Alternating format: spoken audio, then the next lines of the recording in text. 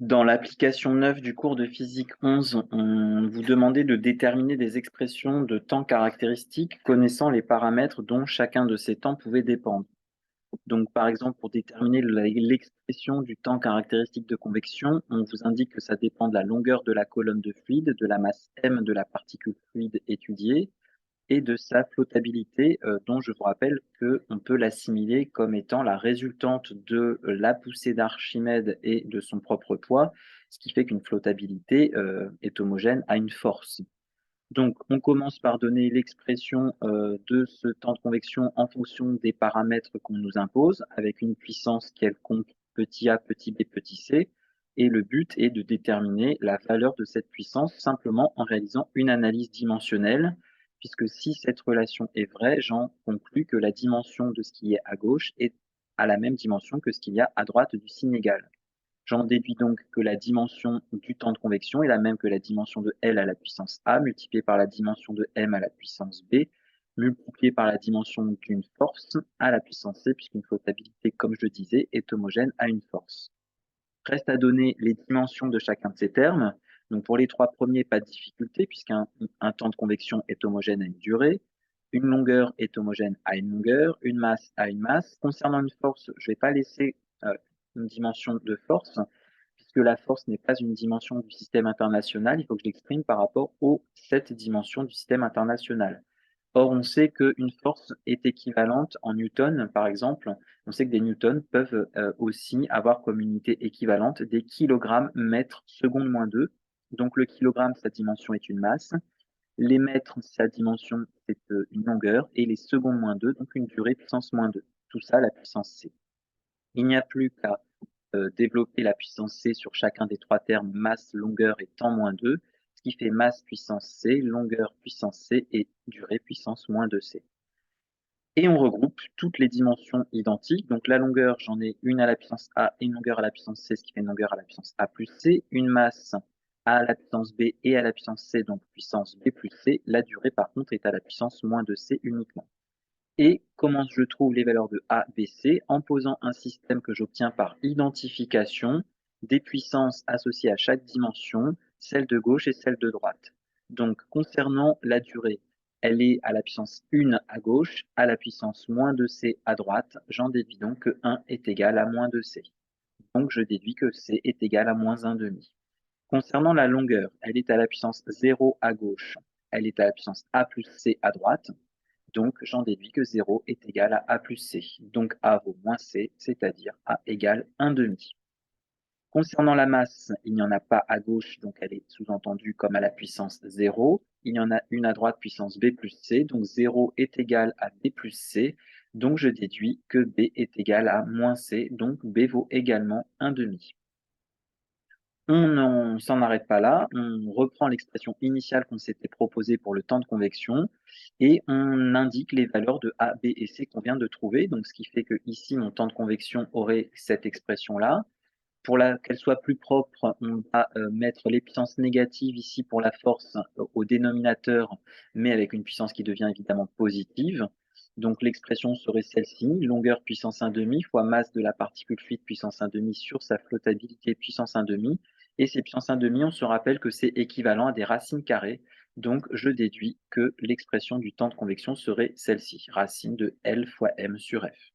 Voilà, donc la démarche est la même pour les applications petit b et petit c. La petit b est peut-être la plus compliquée, hein, puisqu'il y a davantage de conversions à faire. Donc vous pouvez d'abord y réfléchir avant de consulter la correction. Et donc cette correction, la voici en tout cas.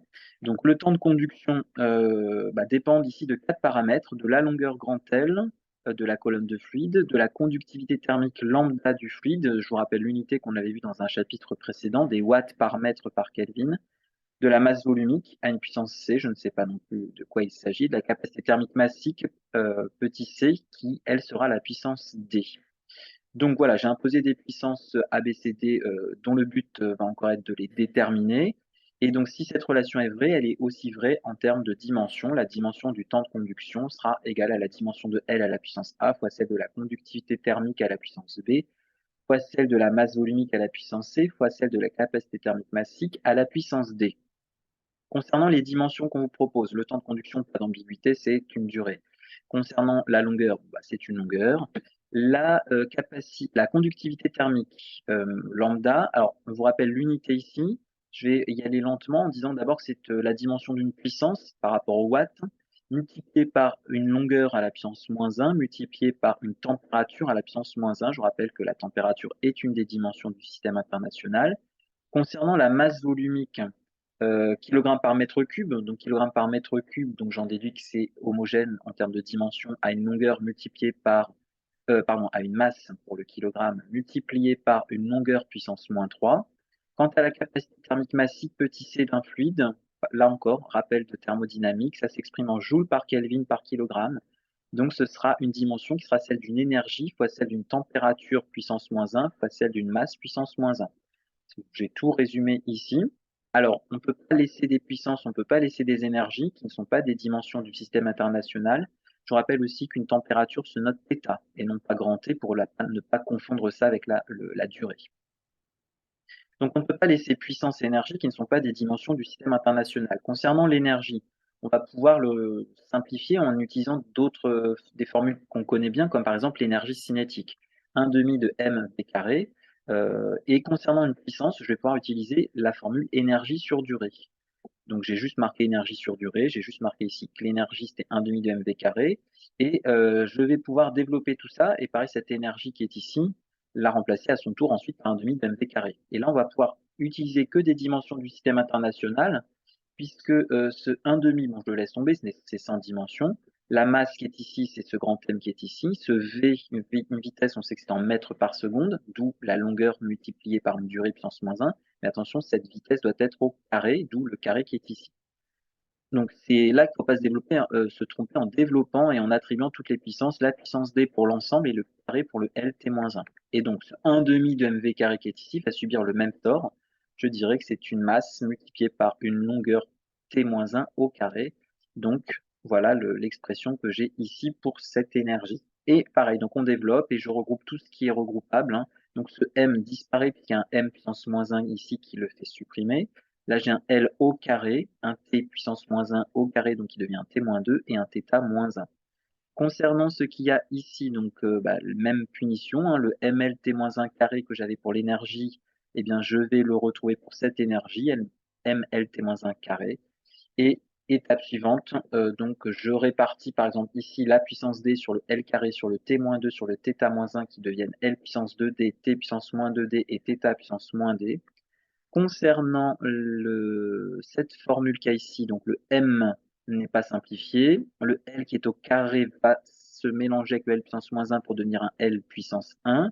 Le T-1 au carré se simplifie avec le T qui est ici pour devenir un T puissance moins 3, puisque ça fait T puissance moins 2 sur T, donc T puissance moins 3 et le θ-1 n'est pas simplifié. Étape suivante, j'ai réparti la puissance B sur ces quatre termes. Ça fait M puissance B, L puissance B, T puissance moins 3B, θ puissance moins B. Et il n'y a plus qu'à regrouper toutes les dimensions identiques ensemble. Donc la longueur, elle est à la puissance A ici, puissance B ici, puissance moins 3C ici, puissance 2D ici, d'où le A plus B moins 3C plus 2D. La masse est à la puissance B ici, puissance C ici, d'où le B plus C ici.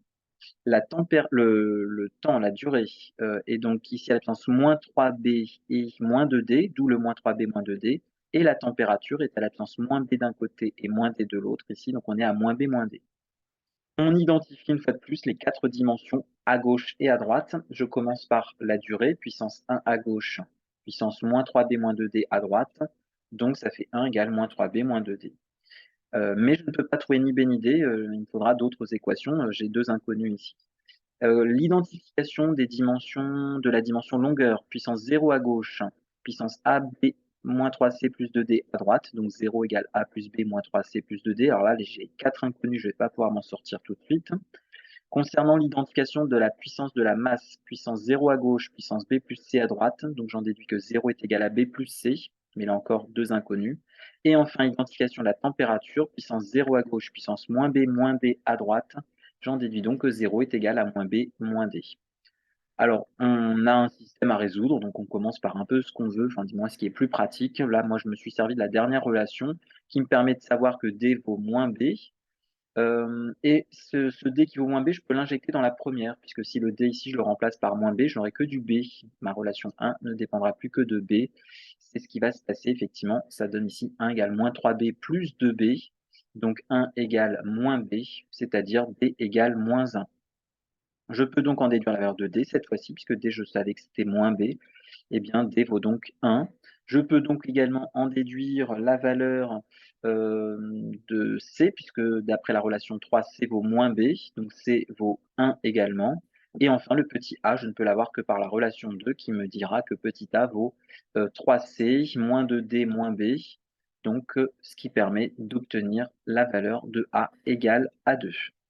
On résume tout ça dans l'expression du temps de conduction, qui est donc alors égal à L au carré fois lambda puissance moins 1 fois masse volumique puissance 1 fois capacité thermique massique puissance 1. Cette puissance négative, je la place au dénominateur en tant que puissance positive, et donc l'expression de mon temps de conduction est la suivante. Voilà, donc ça c'était l'exemple le plus compliqué, je pense, de cette application. Il y avait beaucoup de choses à faire. Le petit c est un peu plus simple. Cette fois-ci, le temps caractéristique de frottement vous dit qu'il dépend de la longueur grand L de la colonne de fluide, de la masse volumique du fluide, de la viscosité dynamique état du fluide, dont on vous dit qu'elle s'exprime en kilogrammes mètre moins 1 seconde moins 2. Donc, seconde moins 1 également, pardon. Donc le temps caractéristique de frottement dépend des 3 paramètres avec des puissances A, B et C qu'on s'impose et qu'on va chercher à trouver. Si cette relation est vraie, eh bien j'en déduis qu'elle est également homogène et donc que la dimension du temps de frottement est la même que celle de la longueur à la puissance A fois celle de la masse volumique à la puissance B fois celle de la viscosité dynamique à la puissance C. Concernant le temps, c'est une durée. La dimension d'une longueur, c'est une longueur. La dimension d'une masse volumique, on en a déjà parlé tout à l'heure, c'est une masse multipliée par une longueur puissance moins 3, puisque ça s'exprime par exemple en kilogrammes par mètre cube. Et concernant la viscosité dynamique, ben, c'est donné finalement dans l'unité qu'on vous propose, kilogrammes par mètre par seconde. J'en déduis donc que c'est une masse multipliée par une longueur puissance moins 1, multipliée par une durée puissance moins 1. Donc c'est un peu plus simple, là j'ai pas d'autres conversions à faire. Je répartis la puissance B et la puissance C sur chacun des termes qu'il y a dans chacune des parenthèses. Donc ça vous fera du L à la puissance A, M puissance B, L moins 3B, et là le M devient MC, le L moins 1 devient L moins C, et le T moins 1 devient T moins C. On regroupe toutes les puissances, toutes les dimensions identiques ensemble. Donc le L est finalement à la puissance A moins 3B moins C, le M est à la puissance B plus C, et le T est simplement à la puissance moins C. On identifie une fois de plus les puissances associées à la durée, à la longueur et à la masse. La durée, j'ai une puissance 1 à gauche, une puissance moins c à droite, donc 1 égale moins c, j'en déduis donc que c est égal à moins 1. Concernant la longueur, elle est à la puissance 0 à gauche, à la puissance a moins 3b moins c à droite. J'en déduis donc que 0 est égal à a moins 3b moins c, mais j'ai 3 inconnus, enfin 2 inconnus maintenant vu que je connais c, mais c'est pas suffisant pour trouver une information. Concernant la masse, elle est à la puissance 0 à gauche, puissance b plus c à droite. J'en déduis que b plus c égale 0. Vu que je connais c, je peux donc en déduire b en disant que b est égal à moins c. Donc b est égal à 1. Et enfin, je peux trouver a à partir de la relation ici, donc concernant l'identification des puissances de longueur. A sera égal à 3b plus c. Donc 3b plus c, ça nous fera du a qui est égal à 2. J'en déduis donc que l'expression de mon temps caractéristique de frottement est L au carré fois ρ puissance 1 fois état puissance moins 1. On exprime plus proprement sous forme d'une fraction en plaçant le état au dénominateur avec une puissance 1. Voilà. Après, ce qu'on peut faire avec ces temps caractéristiques, donc, c'est connaissant les valeurs, les valeurs numériques de chacun des termes, un grand L, ρ, état, calculer la valeur des temps caractéristiques, celui de frottement, celui de conduction, celui de convection, et celui qui donne le temps caractéristique le plus faible, eh bien, ça signifie que le régime associé au phénomène associé, eh bien, s'établit plus rapidement, et c'est lui qui régit le phénomène de, lors de l'étude.